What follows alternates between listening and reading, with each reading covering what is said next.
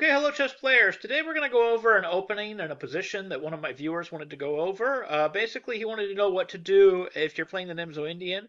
D4, knight f6, c4, and we play a Nimzo, and they play sort of like a Colle move order. So you have something like e3, and then maybe black continues with d5. Well, this doesn't just have value if you're playing the Nimzo and they try to play a Colle.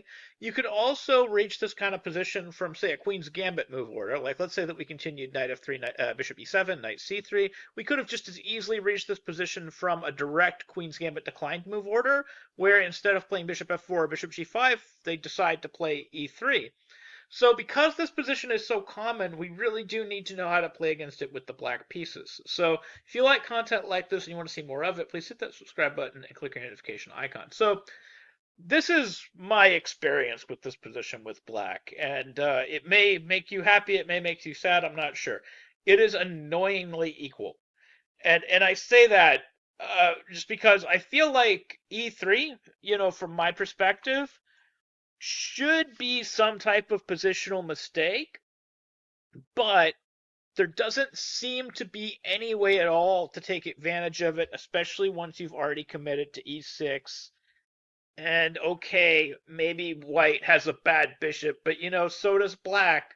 So you really can't get anything out of it. Now, that being said, it's not so clear that white can get anything out of this position. So what you're really looking for is a way to equalize the position reliably. And that does take a little bit of knowledge. And it is actually easy enough to get into trouble with the black pieces if you don't know how to equalize reliably, because sure enough, white does have a relatively simple plan to finish his development, and black's strategy in this position tends to be a little bit more nuanced and a little bit more complex. But basically, black's plan is almost always going to revolve around capturing on c4 and at some point playing c5 and playing c captures d4 and gaining equality this way. It's going to be very similar to a Queen's Gambit accepted when it's all said and done. You're going to end up transposing into a lot of isolated queen pawn positions, or in some cases, if white refuses to give you the isolated queen pawn position, you can simply equalize by finishing your development, even if that development looks a little awkward.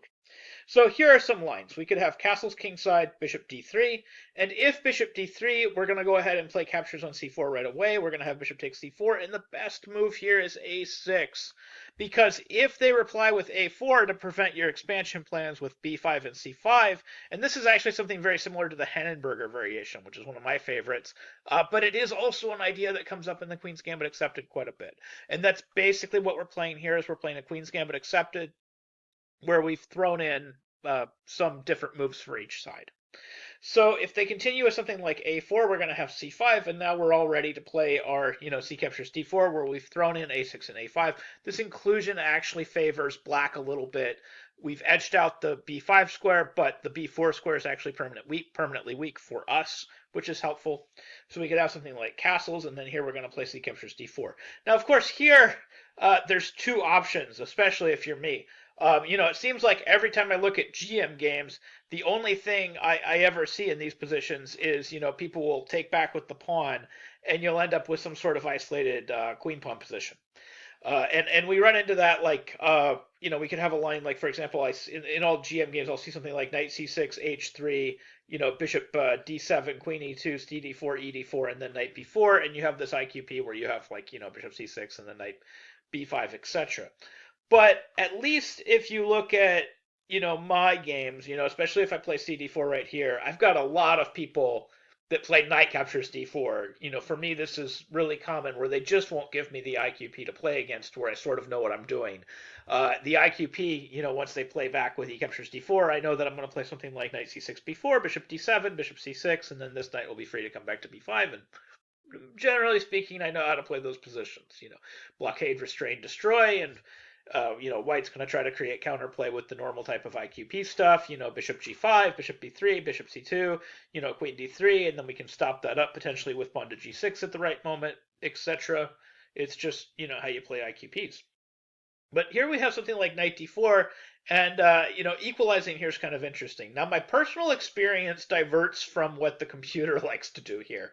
The computer wants to play queen c7, and just sort of gain this tempo against the bishop, and then develop naturally. So something like b3 maybe to defend the bishop, and then we just finish our development. Knight c6, bishop d7, rook d8 in some order. So, for example, bishop d7, knight on cd e2, rook d8, bishop b2, knight c6, rook c1, rook a c8 is supposed to be very slight edge black. I mean, not even equality, just very slight edge black. Black has finished his development, and apparently his position is a little less awkward than White's, probably due to this weakness on b4. White's got the weakness on b4. There is no corresponding weakness on b5, so therefore Black's position is probably a little bit better. Now, my personal experience deviates from this a little bit. My personal experience is that queen a5 has yielded me better results. And I think it's just because the position is more aggressive. I'm planning to play something like, e5, knight c6, etc. So, like, uh, you know, an interesting, for instance, is like bishop d2. I could bring the bishop back to c7, which is again what the computer wants to do. I'm more likely to play something like queen c5 and keep it out there, and then have something like bishop d3 and then knight c6. Again, with the idea of, my queen is still there. I'm doing this stuff. Maybe e5 can come. So we could have something like knight e4, bishop e4, knight d4, e takes d4, queen takes d4, and now I'm up a pawn and I can play up a pawn. So this would be a for instance. This is one of the lines that the computer gives. Although if I take that line all the way to the end of it pitters out into something that's close to equality anyway. And, White is probably okay in those positions. So if we go back to, again, this critical situation, where we have, castles and then bishop d3. Bishop d3 is, of course, not the only option. One thing that people try is they try this move pawn to b3. And we, of course, have to be familiar with how to play against this, because this is not so simple as the other lines where we're simply playing a Queen's Gambit accepted with d captures c4, and then continuing with a6, and then expanding either with b5 and c5, or going for c5 in the isolated, queen pawn position.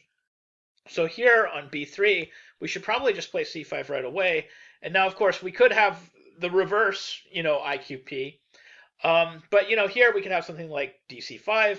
And then if we want, we can get a reverse IQP with bishop captures c5.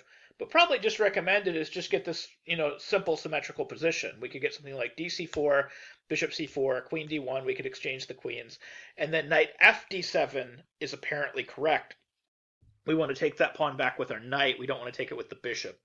So bishop here, and we're going to play knight takes, b4, knight back to d7, a3, and apparently this position is slight edge black, according to the engine, which is kind of interesting. Again, because White probably just has a few more weaknesses in his camp, and he can't easily get his king out of the center of the board. So it was actually, sort of slight edge black right after knight c5, so to speak. This is apparently slight edge black, even though White's the one that's up in development. It's not so simple to solve all of White's problems. Now, going back to this IQP line with dc4, bishop c4, a6, it is also possible for White to allow the expansion with b5 and c5. So we could have something like castles.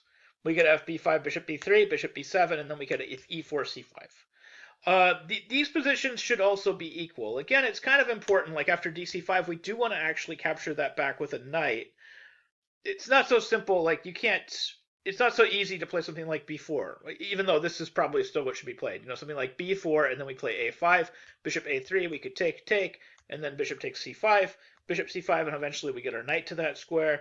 We could have something like bishop b5, queen a5, queen d2, knight on c captures e4, knight captures e4, bishop captures e4, bishop back to e2, rook d8, and this position is very, very slight edge black. Black has a slightly better pawn structure.